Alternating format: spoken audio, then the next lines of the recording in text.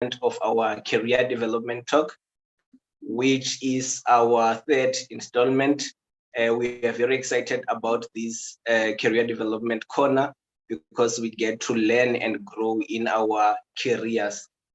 And on is interviews. Some people are very skilled at doing their jobs and they can do their jobs perfectly. But when it comes to that moment when they have to articulate themselves so that they can get the jobs that they want, they stumble, they are struck, and they fail. And as a result, they don't get the jobs that they deserve. And today, the mission is to help those people so that everyone can be able to do well in their interviews. So I will ask Moruti to welcome everyone who is here today.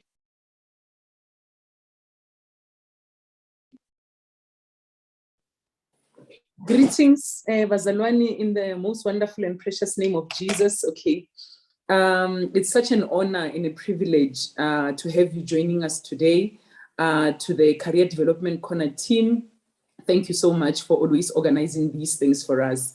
And I think today, more than anything, my prayer and my hope is that for those of us who are really good with interview skills and with just interviewing, or who have an opportunity to interview other people, can get better. And those of us who are really bad and we don't know what we are doing, we can get the skills that are necessary to do well, to get those jobs that we need, to get the promotions. And in most cases, we're thinking it's only about jobs, as in working in a corporate. But even to get the funding for your business, you are not going to be able to get those things if you don't have what it takes to convince people to buy into your vision, to buy into you as a person, into your skills. So thank you very much, guys, for joining us. Obviously, everything that we do is premised on the word of God. And we know that as much as we are coming up with skills, life skills and career skills, more than anything, what we have is the power of the Holy Spirit to guide us as we go through our careers. So we're looking forward to it. Thank you, Nsundeni and your team, and thank you, Lindiwe. Amen. Thank you so much, Moruti. And indeed, we believe and we are guided by the power of the Holy Spirit. And at the same time, we prepare to the best of our abilities so that we can get those jobs and those fundings and those deals that can help us grow in our careers. I would like to ask Katlego to just give us the vision and the overall objectives of this career development corner, and also some announcements that we have for today. Thank you very much, Nsundeni. Good evening, everyone. My name is Katlego Ntsani, and I'll be taking you through the purpose of this particular department that we have at church. So our department, it is CDC, and it stands for the Career Development Corner. Z, can you kindly go to the next slide? So this is who we are. So the purpose of CDC is to make jobs more accessible to members and to improve employability of members. And the third one, it is to equip members with career advancement tools. And the last one, it is also to promote networking for business and as well as for career growth. The next slide. So we basically have a number of programs that we run to be able to establish this department that we have. And so the first one that we have on one of the programs that we have is that it's Career Talks held once every 2 months for now on topics that affect individual career growth. And this is the second installment. Actually, this is the third one because we have already done, I think we've actually done changing careers, and we also did improving productivity as well. Yes, so we are doing the interview skills as a third segment of our talks. And then The first one or the second one that we're doing is sharing platform. So we basically have a sharing platform where we can be able to interact with people. So we have a WhatsApp group where we are able to share job opportunities, if there's any bursary opportunities that we know of. And this is also a platform that we use to be able to share such information as well. And the other thing that we do is we also do career development tools, and we also link some podcasts to be able for people to be able to listen to that can be able to assist them in advancing or even increasing their capabilities towards their careers, or even to learn new things as well. So not just only podcasts, but we also share books and shows, etc., so that it can be able to assist people in their careers. So then, but we also have a number, or actually two numbers that can be shared, or else that if you want to be part of this WhatsApp group, you can actually contact us on these two numbers that we have at the bottom. So right there we have Ntundeni Ndo, and this is his number. It's 071 55 and then 52379, and you can also just this is my number as well, that you can also we can be able to okay, all right. I hope that, guys, can you hear me? Yeah, we can hear you. All right, perfect. And then you can also just take my number to be able to be included in this group. My number is 078 223 and 3040. And the third, department that we have, or a third segment that we have, it is career transition assistance. So we offer advice, guidance, and as well as support at specific moments in people's career. Things like preparing for an interview, which is very important because we're going to talk about the importance of the skills that you need to acquire to be able to have a successful interview, and also planning a career change. And we've also discussed that on our previous talk. And there's also like support offered regarding prayer, or if there's any training, as well as counseling. The church is very resourceful regarding things like prayer training and as well as counseling. And then we also have the last one, which is career profiling. So what we're trying to achieve as well is to be able to create career awareness throughout the church, and also throughout the members of the church, and also to promote networking of members with those in complementary fields. And the last one that we're also trying to achieve, it is to track employment status of the members of the church as well.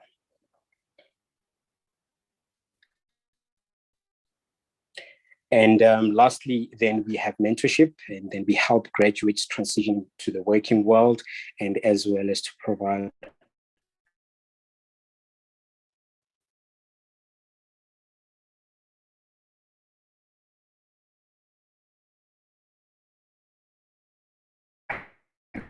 accountability when it comes to on the 7th of October.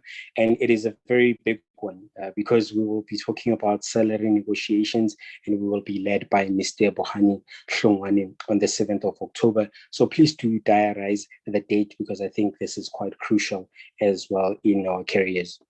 And normally on weekly basis, we also have Sunday services that are held on Zoom at 9:30 in the morning until 11 a.m. every Sunday. And the church has set a trademark of being able to read the Bible in a year. Very informative platform that we have. So we normally just do the Bible discussions from Monday up to Friday from 5 to 5:40. So if you do have time, please do join us. There's so much to learn from so many people, because people do share their reflections on what we have read as well. And then if obviously, there's anyone else who's not even part of the church, anyone else is more than welcome to be able to join the career development WhatsApp group for any vacancies. As I stated, the two numbers that you can be able to add, so that we can be able to add you on the group. Excuse me. And the last one is that if you know of anyone else that knows of vacancies at a specific time, they are more than welcome to share these vacancies with us so that we are able to, to be part of the market as well, all of us at church and anyone else that might be in need at that specific time. Mr. Ndo, thank you very much. And those will be the announcements, and also those that will be the purpose of the department that we have at church. Thank you. Thank you so much, Mr. Nzane, for such a detailed explanation of what the Career Development Corner is aimed at. It really is not just about these talks, but it's more than that. Now we are moving to the most important part of why we are gathered here. And if your network is giving you problems, it's that time where you can just find a tree where you can climb, because we know that some networks have some problems, but we are happy that even in the UK, they say they can hear us and they can hear us properly. So now we are going to introduce the person who is going to facilitate this talk for us, which is about how to boost your interview skills. And one thing that I can ask before I can introduce the person is that if you are not speaking or if you are not asking a question, please remain muted and avoid unmuting. And I will ask the person, the admin, that you can also be able to one who is not speaking, so that we can run this program efficiently.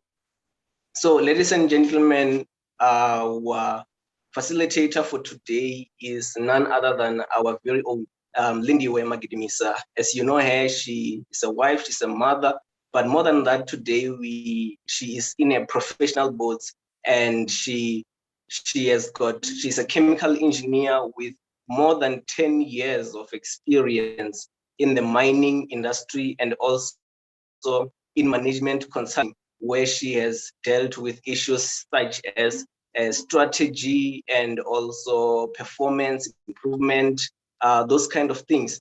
And one of the privileges that we get from this person is that she has had the privilege to sit on both sides of the table, meaning that she has sat on the table as an interviewee, and she has also sat on the table as an interviewer. So she has knowledge and experience about how these interviews happen and what are the requirements. So help me welcome Lindiwe Magidimisa. The stage is yours. You can take it from there.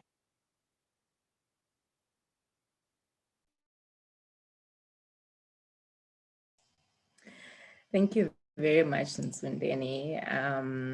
Greetings to everybody. Thank you very much for joining us today. So today is very exciting, and we're going to be talking about boosting our interview skills. So I'm very excited that the next session is on salary negotiations, which is actually the next part that comes after here. So perhaps most of you, when you're thinking about interviews, this is the image that comes to mind. It is a little bit scary sometimes. And today what we're trying to do is to just facilitate what is it that you need to do so that you can improve your interview skills and get those nerves under pressure. And in getting nerves under pressure, sometimes I used to think that it means you won't have nerves anymore. So I generally have nerves when it comes to public speaking. So even now, like my heart was beating and all sorts of things. So the way I manage it, especially if I have to do any public speaking or be in an interview or be in a situation where my nerves really get out of hand, is I'm just honest about it. I'm like, guys, I struggle with this. And once I do that and it's out there, then I calm down, because then I know that it's not a hurdle anymore. So sometimes when you practice certain things, it doesn't mean it stops. It just means you know how to better handle it. So I would say the first thing is to know yourself and accept yourself the way you are. We're not all going to be confident, all going to be super eloquent with just the way that we are. So as Nsundeni mentioned that I've been on either side of the table. So, but mostly today we're going to be focusing on being an interviewee, but I will touch here and there about being an interviewer, because even there we actually need to boost our skills. So, when is an interview? So normally when you talk about an interview, we think it's only about when you have the interview, but we've got the 3 stages. So it's there are things you need to do before the interview, there are things you need to do during the interview, and there are things you need to do after the interview. And I think a lot of us actually neglect the after the interview. We would focus a bit on the before the interview and really stress about during the interview, and then we just leave it there. So the takeaway for today is there are these 3 stages, and I think those are what we need to actually touch on. So because we've got quite a vast industry's vast experience in the room, I'll keep it high level. I'm not going into too much detail, but there are some, we'll provide some information afterwards as well, so that you are able to, in your own time, just have a look at some of it. So looking at before the interview, so I'm a kind of person who likes to know where things are. I keep notebooks, I write, I want to know how everything is. So I think in preparing for your interview, you always have to know where you are. So this is one of the other things that will be provided to you afterwards. So my brother shared with me an article on LinkedIn where someone was looking for a job, and they found their job after applying, doing 30 applications. And I thought I was applying at the time. So he said, no, have a look at this article. So I had a look. This guy had a very fancy software that I couldn't afford. So I just took Excel and I put together this thing based on that. And this is what I use when I'm applying for a job. What this allows you to do is you're able to see whether or not you're actually being serious. So if you are applying for a job and you're looking for a new job, and you currently have one place where you have applied, you're not looking for a job. Looking for a job is work. It's a job in itself. So what you do here is it allows you to see all the companies you've looked at, all the roles and the title, what stage you're in. So you are researching about the company, you've submitted your application, you're reminding them if they haven't responded to you, you maybe have a chat scheduled, which is the case if perhaps you know someone in the company, you would actually have a conversation with someone and, before they actually invite you for an interview. And then whether or not you are successful, you then close it out. So at any given time, if you're in project management, you know the importance of having a project pipeline. So if you're looking for a job, you always have to have a healthy pipeline. You always have to have companies where you are researching something, you have submitted application somewhere, you're reminding someone, and having a tool like this, then you have this visual of, you know, where you applied, who you applied to. The last thing you want is for someone to call you and say, oh, hi, Katja, I'm Susan. And then you have no idea who it is. But if you're interviewing, you can go to your file and have a look and see, okay, it's actually company X that is calling me. So this is the one thing that I think is really important. If you're looking, it's to always have that healthy pipeline of number of companies that you are applying at all the time, and really keep updating this. Then we can say you're serious. So you're not gonna get an interview if you don't apply. Cool. Then we're going to talk about what happens before the interview. And I've got these 5 areas that I'd like us to talk about. So it's reviewing your own resume, just to start with. So firstly, don't exaggerate any of your experience. Don't exaggerate, be honest, and learn how to write for impact.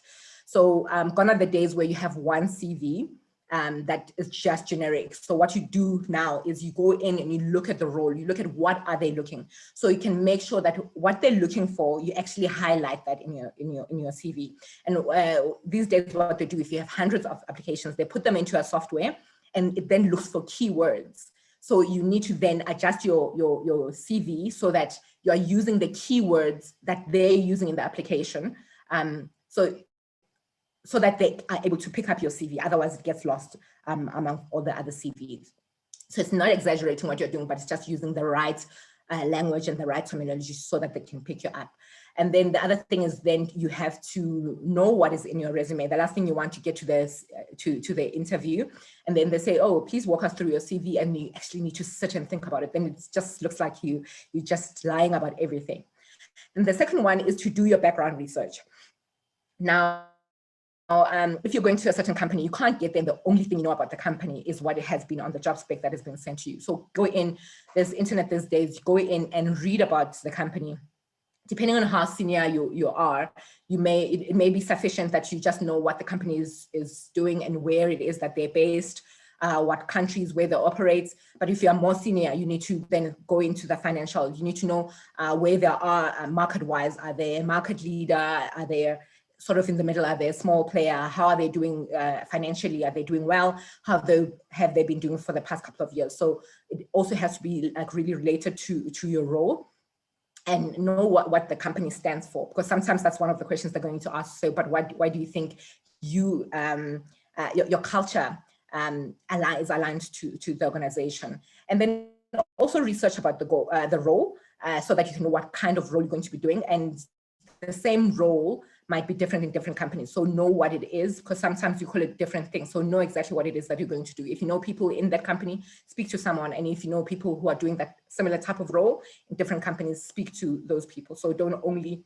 look at research, but also speak to people that you know. And if you don't know anyone, speak to someone until you find somebody that you know. People are very willing to help when you ask. And then the third one is to prepare your questions.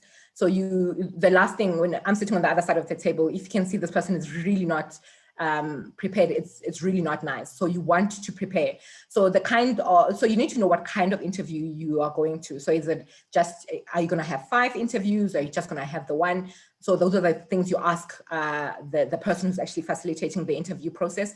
They generally don't outright tell you everything. You actually have to ask. So how many rounds will there be? What kind of things are they expecting? So those are the things that you will then use in preparation.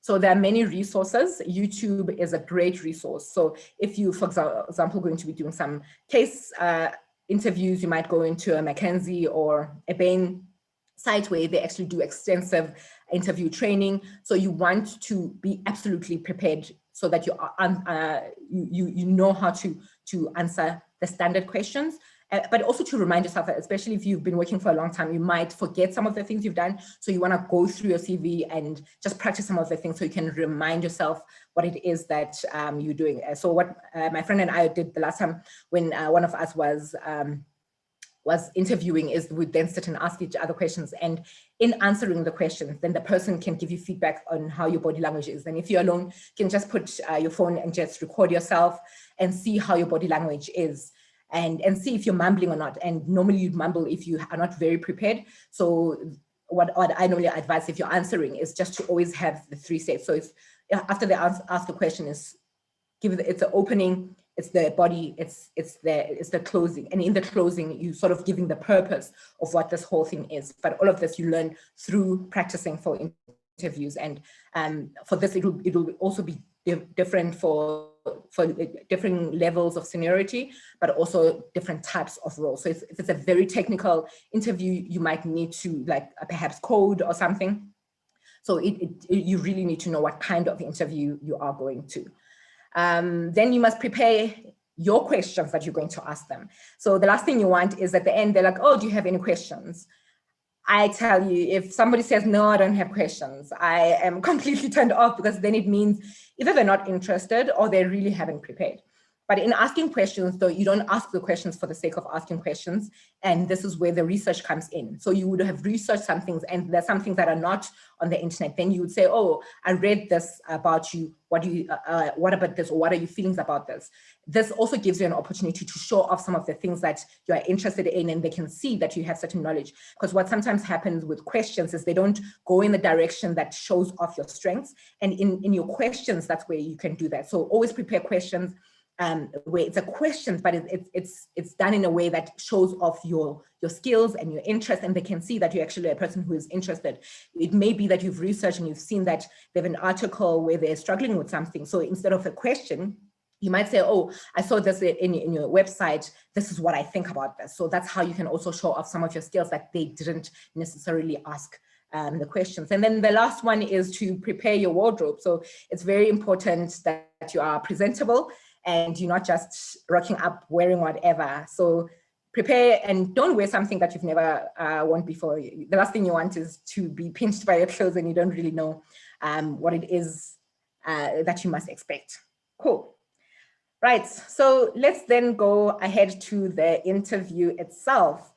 So please don't be late to your interview. This is really, really, it's one of those things. It's the first impression. So you want to be early. So don't plan to arrive 5 or 10 minutes before. Plan to arrive at least like half an hour before so you can get there, find your place, book in. There's COVID now, there are a whole lot of processes to get in and really relax.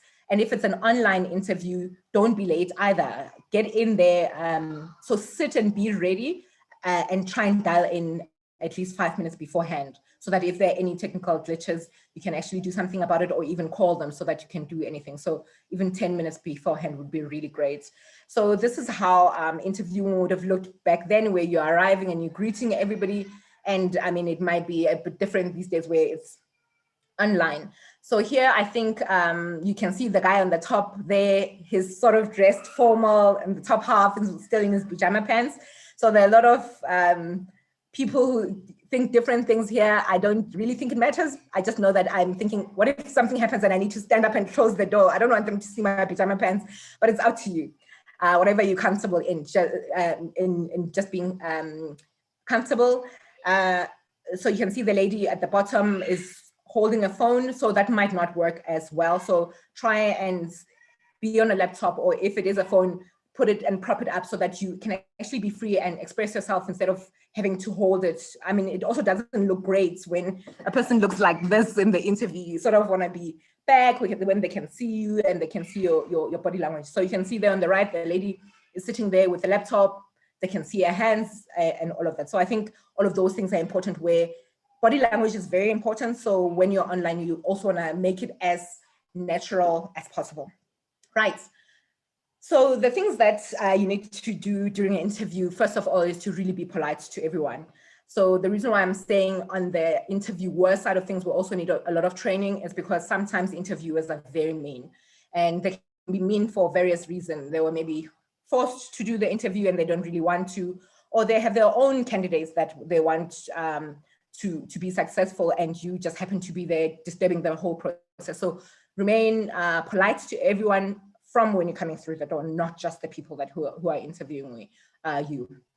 Then answer the question that is being asked. So you have no idea how many times you ask a question, and we're all being politicians and you just ask a different questions and you go on your own tangent. So when the interviewer is asking you a question, just think about what do they want to know and go to that 3-step process. So say what you are hearing. This is what I'm hearing you say. Then say your answer, but then close off with an objective. So, and this is what I learned from it. So if they ask you to perhaps give an example of a time where you and your boss had fought about something, then you would say, okay, you're asking me to tell you about the time where my boss and I had fought.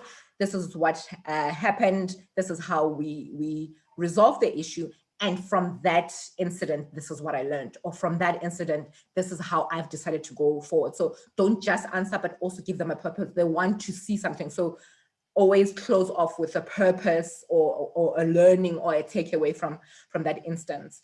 And relevance to answers as well. When they're asking you, tell us about your career or tell us about yourself, they don't want to know where you were born, how many children your mother has, dogs, pigs. I've heard a lot of stories. They don't want to know those things. It's just an icebreaker. So when you are telling them relevance, give them career-based background, your studies, your interests are fine, but don't go into other details and uncles and aunts. Nobody's interested in any of that. All right, then honesty. I did touch on this a bit earlier. Don't exaggerate anything. Be honest about what you know and what you don't know. If they ask a question and you don't know the answer, just say, okay, my experience is not that much in that area. However, this is what I think I would do. When you answer that way, a person always appreciates that you are very aware of your own limitations, but you're also very honest about what it is that you are, about your capabilities. But not only are you not just saying I've never done it, but you also give it a shot. So if it's something where they say, what do you think of this? And you don't know. So you just say, I'm not really sure, but I think, you know. So you always, a person who answers like that, I would rate them higher than someone who pretends like they know everything, because nobody knows everything. So that gains you quite a lot of respect with the interviewer. Then asking questions. So don't ask things that are obvious on the website. So also listen when they speak, because in the beginning they will introduce themselves. So what I like to do, and this is also an impression for me when I'm interviewing people, have a notebook and a pen. When people are introducing themselves, write their names down, write what they do, write one thing that they've said, so that during the interview, you always referring to the names. Everybody loves the sound of your own name. So when someone asks you a question, you quickly look on your paper and then say, oh, and Sundina, I hear you've asked me this. So people love to hear the sound of their voices. So listen when they speak. And then when you're answering, try and pick up on some of the things that they said, that you'll really win favor with them. And then with regards to asking questions, this is not the time to ask about money yet. We'll get to that after you've actually landed the job. And then at the end, you must thank everybody for their time, because this can be really time consuming, especially if you have quite a lot of candidates and not everybody likes to interview. So thank everybody for their time. And this is a great time to then ask about when you should expect to hear from them, because that will give you an indication of when you can start following up, which is what I'm going to talk about next. Right, so the two results that can come from your interview, you can either be successful or you can be unsuccessful. So success is great. We all want to be successful. So well done and congratulations if you are successful. So there's nothing as turning as a candidate who's then been successful, and then you send them an email, oh, congratulations, please send us ABC. And then you don't hear from them. Then you have to pick up the phone and ask them. When they ask for things, send them immediately. Don't wait to be called back. It's not great. So send everything that they ask for, and then read before signing. I know it's really exciting. You've been looking for this job. Now you have all these documents. You just want to sign on the dotted line. Take time, read, ask people who have experience, ask other people who've had contracts before. What do you think of this? How do you think this is fair? If it's your first, second time you're getting a job, you might not know a lot of things. So ask the company as well. The HR team will always be there to help you. And then start preparing for your role. So sometimes we think that this is the end, but this is just the beginning. So you've really gone in and you've prepared for the interview. You actually now need to prove that everything that you said is true. So go in and do all the things that you said you're going to do. And if you're unsuccessful, don't lose heart, start again, do it again. So if you already have in the back of your mind that you're gonna put in 30 applications to get one job, a rejection might not be as bad. And sometimes these days, they don't even call you to reject you. They just say, if you don't hear from us in a certain number of days or weeks, then you are unsuccessful. And keep applying, keep working hard at getting a job, and keep trying to learn new skills. And one thing about rejection and being unsuccessful with interviews, it can really be discouraging. One of the things that my brother had advised me to do was to practice being rejected. Because then when you get rejection, you won't be as hurt and you won't personalize it. And how you practice rejection is to ask for discounts when you're buying stuff. So ask for discounts, even in shops where you know they don't give discounts. Ask for a discount at Woolies when you're buying your coffee. Ask for a discount when you're buying something at McDonald's. When you keep getting that no, it becomes more normal, then you don't actually get as hurt before. So it actually does work. It's still a bit daunting, but just try it, just so you can get used to the rejection, because it actually isn't personal. If someone is looking for one candidate and 500 people apply, all those other people are actually getting rejected. So don't take it too personally. All right, so that's all I have for today. And hopefully what happens out of this is we'll all get hired. Thank you very much, team. I think this is the time for questions.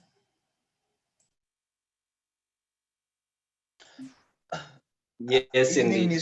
Oh, okay. Evening, Miss Magidimisa.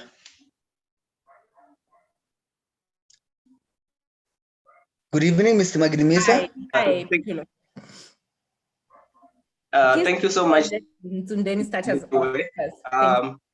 Oh, okay. Okay, yeah, thank you so much, Lindy, for you shared us. I think very helpful, and everyone has learned from that. And we can go on to reduce the number of times we receive that we regret to inform you. Just as you were mentioning there, one of my friends used to ask girls out to improve his rejection muscle. I don't know whether he was lying when I asked him, or he was really improving his rejection muscle, or he had other ideas. But yeah, I'm not suggesting anything. So now it's time for question and answer. So I think spoken that asking questions during interviews is also a way of getting them to know more about you, and also it can win you the job. So you can practice here. Firstly, I will just ask the question that is on that. This question from Mayeza was that when we get about, do we have to speak about all the jobs that we have worked on, or we just focus on the one that is relevant to the job that you apply?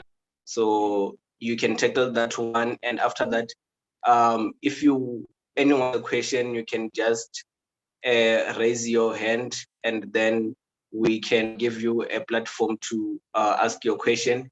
Or if you don't want to speak, you can just type on the chat. Okay, so with regards to putting all your experience, it differs from different interviewers. So generally, if you have no work experience and you have very limited work experience, you would need to write everything. However, even if it's experience that seems like it's not relevant, if you've learned the right skill, then it is relevant. So even if you were in a completely different industry or doing something that seems like it's unrelated, that's why it's important to have a look at the role and see what it is that they're looking for, and then try and see from your different experiences if you've learned some of the skills that they want. Then you put that in, but then in writing that experience, you wouldn't just write, my responsibilities was to count money.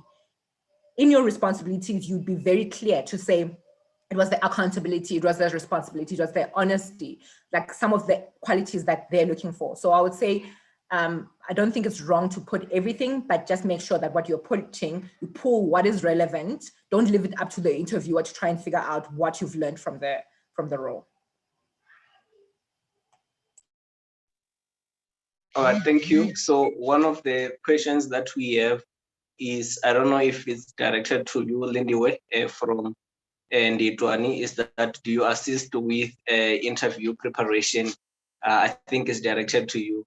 And then the other question that we can also tackle at the same time is, what are the kind of questions that one can ask when they have that opportunity to ask? That's from Petulo. Okay, I have assisted some people with interview preparation, just like I've also been assisted with interview preparation. So I am open to that, but I would say that there are a lot of people that you know. So ask a friend, ask people who've done the similar roles, ask your peers. So research and then practice with someone. But yes, I'd be willing to assist a few people. But I have provided quite a lot of resources to the team that they can share with everyone. And then to your question, Petulo, in the kinds of questions that you'd ask, as I was saying, is you'd go in and research on the company. So if you have an interview at a certain company, go and read up about them and try and ask yourself some questions about the company. And if you don't have some of those of the answers, that's what you write down, and those are the questions you'd ask. But if you are applying for a finance job, try and ask something that is related to finance about the company. Don't now go and ask about what they're doing in their in their social development plan. So try and make it related to what you're going to be doing, but something that shows that you've read, but you've also applied yourself and you actually are interested. So be genuine. People can actually pick up on it just asking for the sake of asking or saying something just to sound smart.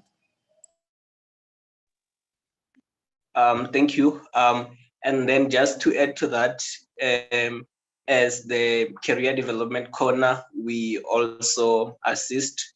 If you need assistance when it comes to preparation for the interview, then you can just contact any one of us, and then we can be able to assist with that. Then there is a question again from Maeza, we're saying that the people in IT, I guess it also happens in other industries, they move from job to job frequently, and that might raise eyebrows when they are asked about their career histories. So can they just explain that as career progression, or how do they go about that? I have a couple of people who have moved a lot, and then like in 1 year, they moved 3 times. Generally, it does raise eyebrows and you would ask why.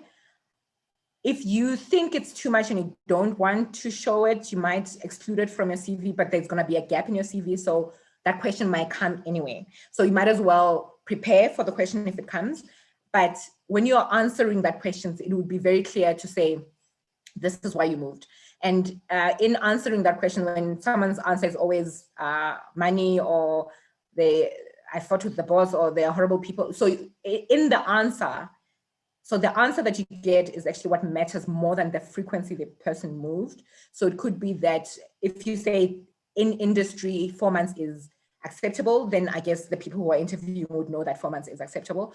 But if it's an industry where if you're moving more frequently than is acceptable for the kind of role in the industry, then you might need to just explain why it is that you move that frequently. So it's up to you if you want to include it or exclude it, but just prepare for the question because it might come.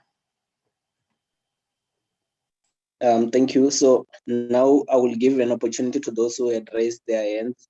And Nelisa and Olita, I see your hands are up. Starting with Nelisa, and then Olita, you can ask your questions. Cool. Thanks very much, Nsandeni. I just want to confirm if you can hear me. Okay. Yes, awesome we can hear you. Okay, perfect. Thank you very much, Lindy. That's super, super informative. I more than questions, actually, I just have a couple of comments, very much to echo what you've said. I wanted to jump in on Petola's question about what do you ask, you know, when the time comes for you to ask the questions in the interview. And that's probably my favorite part of the interview, because that's the part of it where I'm actually in control. You know, I don't feel like I'm at the mercy of the interviewers. And my experience of it is that it can dramatically change that interview. Like the whole interview can actually turn on its head during that time. So it's actually such an important part of the interview process to focus on.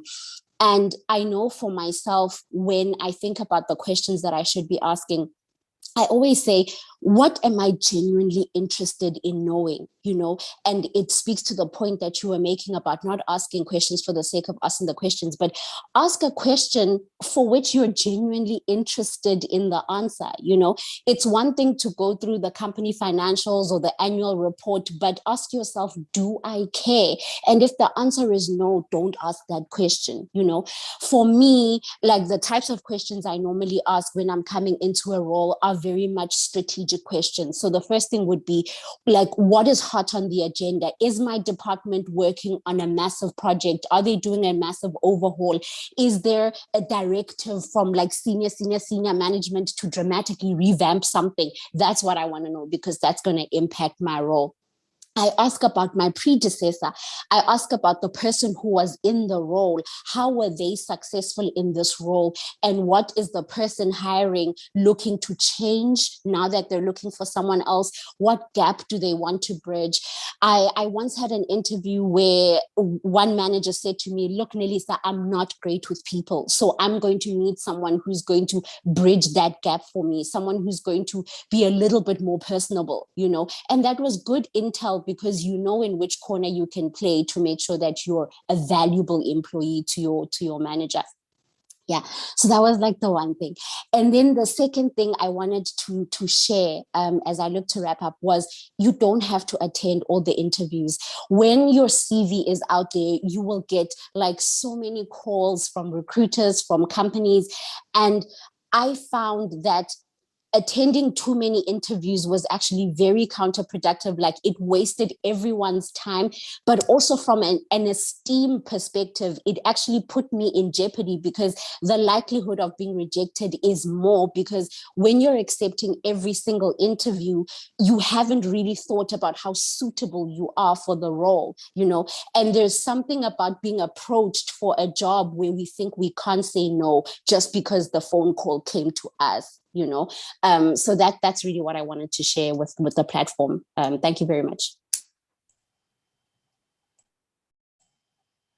Thank you, Nelisa.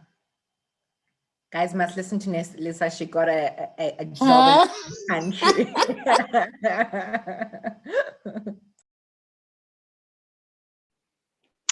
Hi, thanks, Lungi. This is very nice, and thank you so much, CJC. Speaking after Nelisa, ke problem, guys. Wait, Nelisa, yo. Anyway, what I wanted to ask is that is there any way, or is there a place where you can go for about to say like revamping your CV so that it's more attractive, or it's, as you were mentioning, the keywords and just structuring it properly? Because what I find is that I'm grateful for this because I'm in this journey, and it's exciting, scary, and all sorts of things. Is that I think CV yaka haya tlhalefa right, or haya structure like it's just not probably proper or as attractive as a recruiter would be interested in. Is there a place where you can advise us, even if maybe or something, just to kind of like fix your CV, lack of a better word?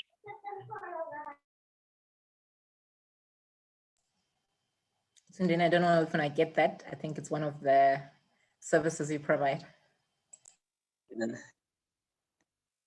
Yeah, okay. I thought you will take that.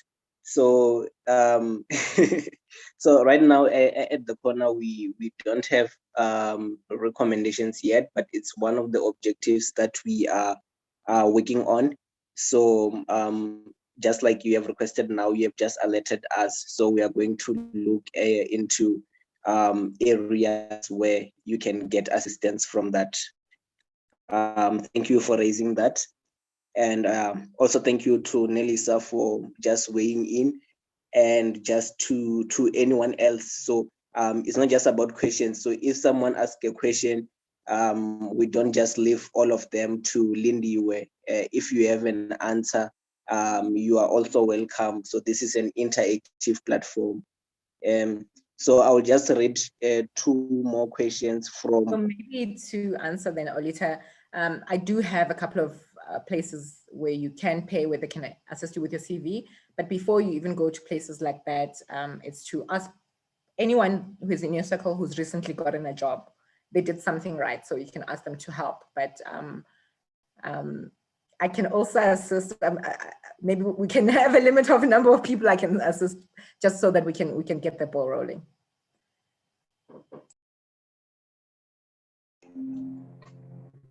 Thanks, Lindiwe. So the two questions from the chat that I will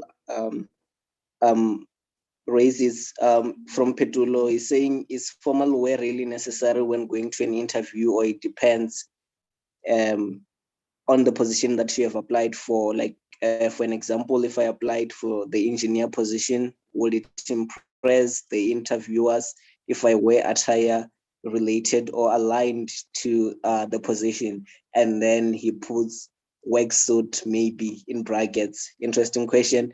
Then another question that we got was from Butomi. Is asking that when I asked why I left my previous job, is it acceptable to say it's because of money?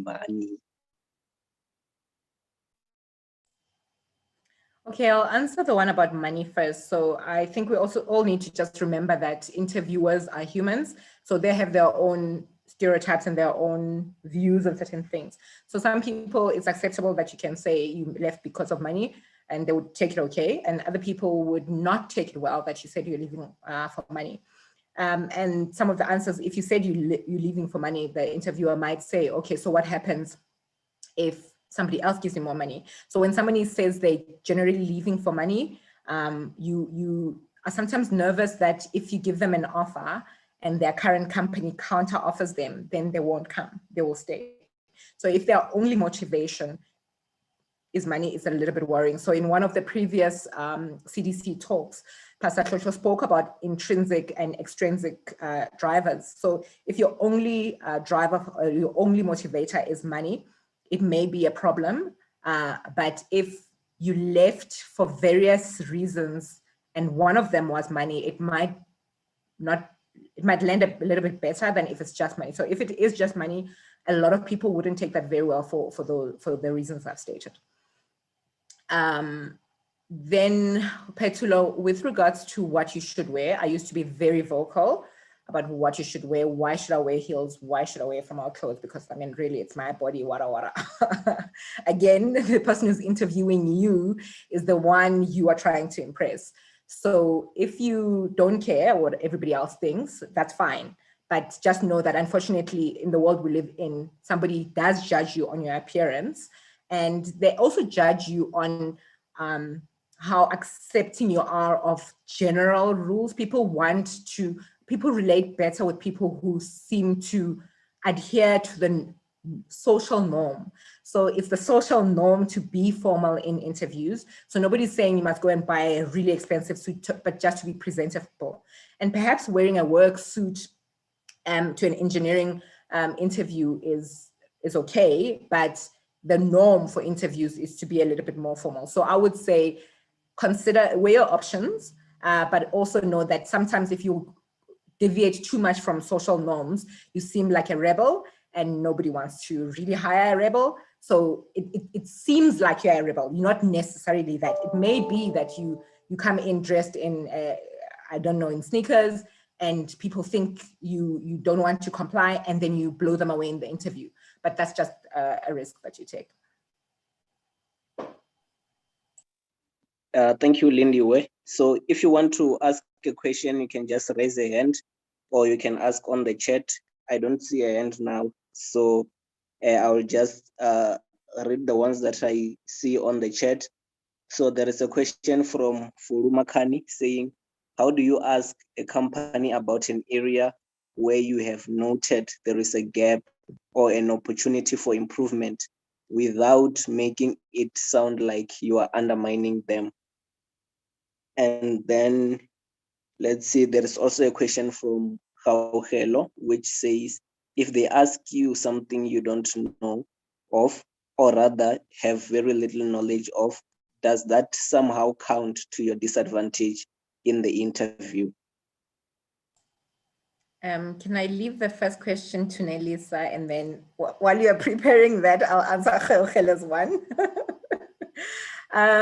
It does count against you if you don't know, if what you don't know is the core of the role that they're looking for. But as I said earlier in my presentation, there's no one who knows everything. So if you know most of what the core role is about, that does count in your favor. And if there are a few things you don't know, depending on the interviewer or the hiring manager, it may be that they're the kind of person who likes to develop people and they see that you know most of the things, so they're happy that they can teach you the other things.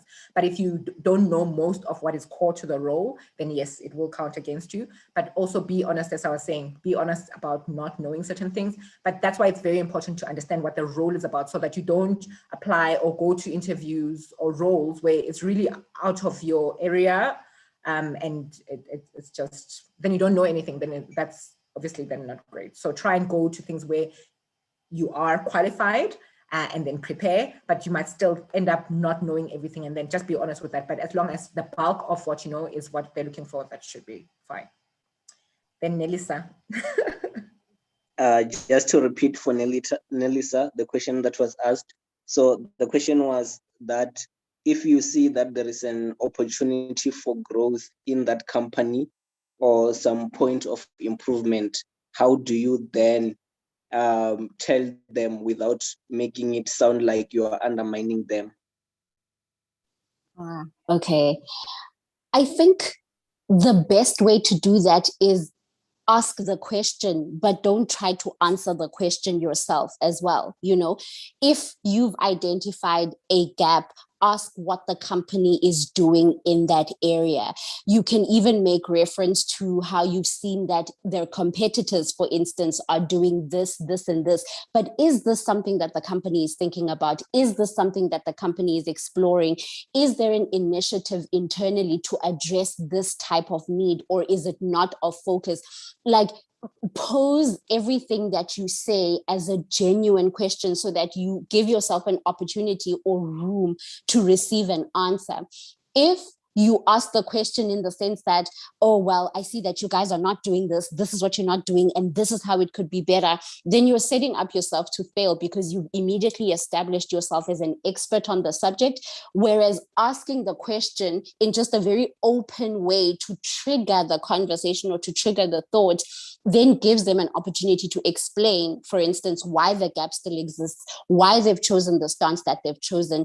Some companies will even explain to you that, look, we know that our competitors are doing this, but we can't actually follow suit because from a balance sheet perspective, the two companies are not comparable. Because from a strategic priorities perspective, the two companies are not comparable. And that's really internal intel that you won't have. So you can't conclude that the gap exists because management hasn't seen it. But all you have to do is ask the question to demonstrate that you're genuinely interested and that you're invested in the role. I hope that answers the question. Thank you so much, Annelise and Lindiwe. We are about to wrap up now. So I will just pose the last questions that I have been asked. So the first one is that, is it important to always tell in your interview where you got the information? That's the first question. And then the second question is, does the format of the CV matters? Because some people do put photos in their CVs. Is it really necessary?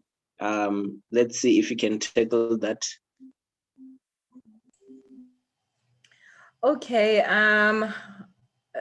The importance of telling them where you got their information. Generally, the assumption is that you got it the right way. So like it was an ad and then you applied. But if it was a referral by an employee, I think if they ask the questions, be honest about the answer because they will find out. And honesty is a big thing. So if they ask the question, answer it honestly, but I think it is important. Formats for CVs do differ. I think the one thing is I would recommend is not to go beyond 2 pages. So I'm not going to read through a 10-page CV. So if you write, everybody can write everything they've done, but to summarize and to pull out the important thing, that's more difficult. So format can differ, but I think don't go too long and don't write absolutely everything you've done, write what is key to the role.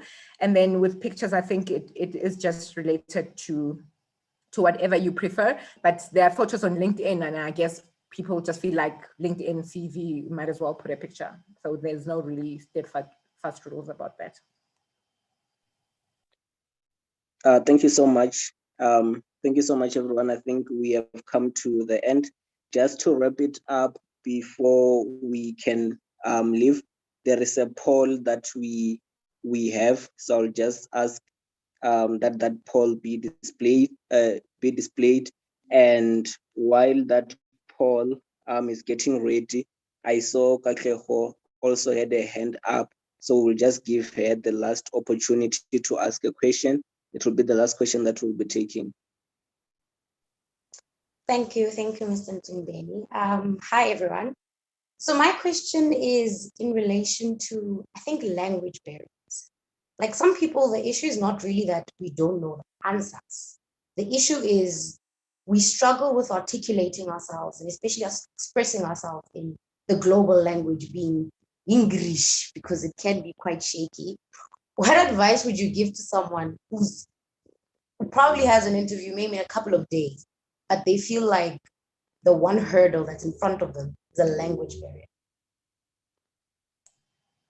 So Pastor Mancha mentioned it in the chat to say English is very important. It's the language of medium. So you must read, so we can increase our vocabulary. So if it's in a couple of days, that might be a little bit difficult. So I would say the most important thing then is to practice, because when you practice, you'll practice the words, you practice, and that will all be top of mind. And we're not all eloquent and we don't all use great big words. Be comfortable with the fact that you use simple language. I've received feedback that I speak very simple and basic English. I used to think that's a disadvantage, and the person wasn't really, it wasn't positive, but I took it in a positive way. So I don't use big words and I speak plain, simple English, but then it's very clear what I'm saying. So just also know what your strengths are and your weaknesses are, and be confident in how you are, even if it is different. So you don't have to use big words. So I would say if it's in a few days, practice, but then in the long term, let's read more so that we can extend our vocabulary. Thank you, Lindy. Thank you so much, everyone. We can continue the conversation on the chat after finishing the poll. Make sure that you can join the group if you haven't joined the group yet, so that you can also learn further. And I also saw people who have raised their hands to say they can help others with CV formats, others with reviewing CVs. Also, you can come to our DM so that we can know who can assist with what. So let us complete the poll and then we can.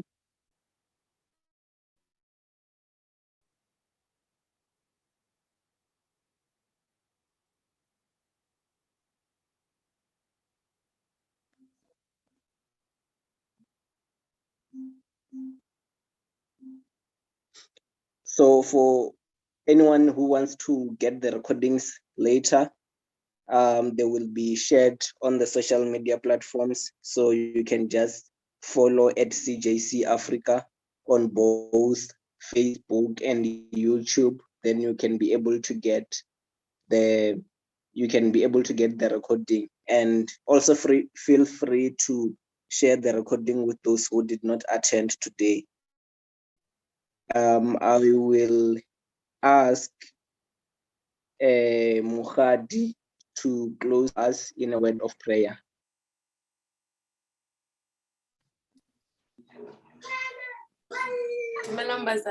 Can we pray, please? Father, in the name of Jesus Christ, we just want to thank you for this time, Mudimaka. Father God in heaven, for such a church that enables us with such platforms, Mudimaka, where we can better ourselves and our lives and our careers. Mudimaka, everything that we have learned, may we go and apply it, Mudimaka. And may we use these tools, Father God in heaven, to even better our lives. We just want to honor you, and we thank you for each and every person in attendance.